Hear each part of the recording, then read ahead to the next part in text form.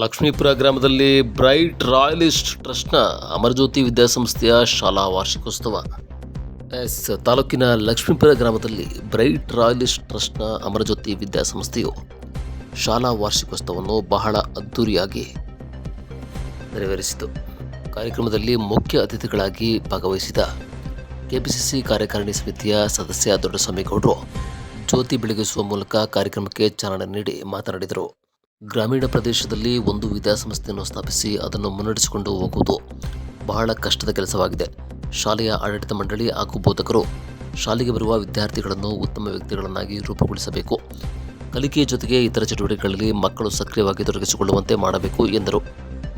ಕಾರ್ಯಕ್ರಮದಲ್ಲಿ ವಿವಿಧ ಕ್ರೀಡಾ ಚಟುವಟಿಕೆಯಲ್ಲಿ ಭಾಗವಹಿಸಿದ ಮಕ್ಕಳಿಗೆ ಮತ್ತು ಪೋಷಕರಿಗೆ ಬಹುಮಾನವನ್ನು ವಿತರಣೆ ಮಾಡಲಾಯಿತು. ಶಾಲಾ ವಿದ್ಯಾರ್ಥಿಗಳು ಸಾಂಸ್ಕೃತಿಕ ಗೀತೆಗಳಿಗೆ ಹೆಜ್ಜೆ ಹಾಕಿದ್ದು ಎಲ್ಲರ ಗಮನ ಸೆಳೆಯಿತು.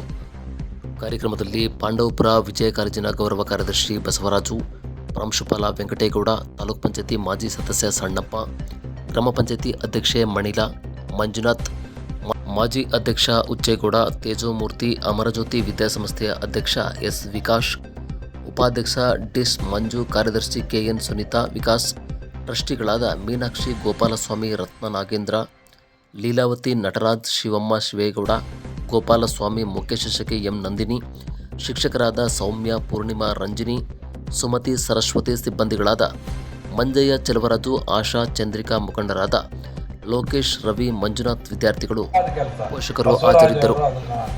ಕಾರ್ಯದರ್ಶಿ ಮಾಡ್ತಾ ಇದ್ದಾರೆ.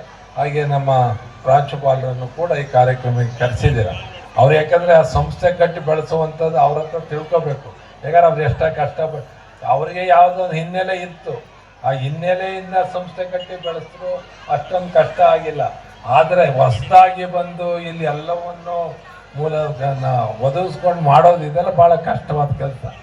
ಯಾಕೆಂದರೆ ಮಕ್ಕಳು ಕೂಡ ನೀವು ಸರಿಯಾದ ರೀತಿ ಪಾಠ ಪ್ರವಚನವನ್ನು ಮಾಡಬೇಕು, ತರಬೇತಿ. ಯಾಕಂದರೆ ಇದು ಸ್ಪರ್ಧಾತ್ಮಕ ಜಗತ್ತು. ಇಲ್ಲಿ ಎಲ್ಲ ಒಂದು ಸಂಸ್ಥೆ ಬಿಟ್ಟರೆ ಇನ್ನೊಂದು ಹಲವಾರು ವಿದ್ಯಾಸಂಸ್ಥೆಗಳು ಮಕ್ಕಳನ್ನು ವಿದ್ಯೆಯನ್ನು ನೀಡುವಂಥ ಕೆಲಸವನ್ನು ಮಾಡ್ತದೆ. ಅದು ಕಾಂಪಿಟೇಷನ್ ಆಗಿ ತಾವು ಕೂಡ ಮಾಡಬೇಕಾಗ್ತದೆ. ಆವಾಗಲೇ ಪೋಷಕರು ನಮ್ಮ ಮಕ್ಕಳನ್ನು ಸೇರಿಸ್ಬೇಕು ಅನ್ನೋ ಭಾವನೆ ಅವರಲ್ಲಿ ಬರ್ತದೆ. ಆದ್ದರಿಂದ ನೀವು ಏನು ಸಂಸ್ಥೆಯವರಿದ್ದೀರಾ, ಮಕ್ಕಳಿಗೆ ಒಳ್ಳೆಯ ಶಿಕ್ಷಣವನ್ನು ಕೊಡುವಂಥ, ಅವ್ರಿಗೊಂದು ಶಿಸ್ತನ್ನು ಕೊಡುವಂಥ, ಈ ದೇಶದ ಮುಂದಿನ ಒಬ್ಬ ಉತ್ತಮ ಪ್ರಜೆಯಾಗುವಂಥ, ಅವರ ಭವಿಷ್ಯವನ್ನು ರೂಪಿಸುವಂಥ ಕೆಲಸವನ್ನು ಸಂಸ್ಥೆಯವರು ಮಾಡಬೇಕು ಅಂತ ಈ ಸಂದರ್ಭದಲ್ಲಿ ಹೇಳ್ತಾರೆ. ಕೇವಲ ಒಂದು ಕೈನಿಂದ ಚಪ್ಪಾಳೆ ಸಾಧ್ಯ ಇಲ್ಲ. ಸಂಸ್ಥೆಯ ಜೊತೆಗೆ ಅವರ ಪೋಷಕರು ಕೂಡ ಕೈ ಜೋಡಿಸ್ಬೇಕು. ಯಾಕೆಂದರೆ ಸಿಟಿಯಲ್ಲಿ ನಾವು ನೋಡಿದ್ವಿ, ನಮ್ಮ ಮಕ್ಕಳನ್ನ ಮನೇಲಿ ಪಾಠ ಏನೇನು ಹೋಮ್ವರ್ಕ್ ಕೊಡ್ತಾರೆ, ನಾವು ಕೂತು ಹೋಮ್ವರ್ಕ್ ಮಾಡಿಸ್ಬೇಕು. ಇಲ್ಲಾಂದ್ರೆ ಮಕ್ಕಳು ಬೆಳಿಗ್ಗೆ ಹೋದ್ರೆ ಟೀಚರ್ಸ್ ಅವ್ರು ಹೊಡಿತಿದ್ರು. ಅದನ್ನು ಅವ್ರ ಮಕ್ಕಳನ್ನು ಬೆಳೆಸುವಂಥ ಕೆಲಸದಲ್ಲಿ ಅವರು ಕೂಡ ಕೈ ಜೋಡಿಸ್ಬೇಕು ಅಂತ ಈ ಸಂದರ್ಭದಲ್ಲಿ ಹೇಳ್ತಾ, ನಾನು ಬೇರೆ ಕೆಲಸ ನಿಮ್ದು ಇನ್ನೊಂದು ಬೇರೆಯದಲ್ಲಿ ಈ ಶಾಲೆ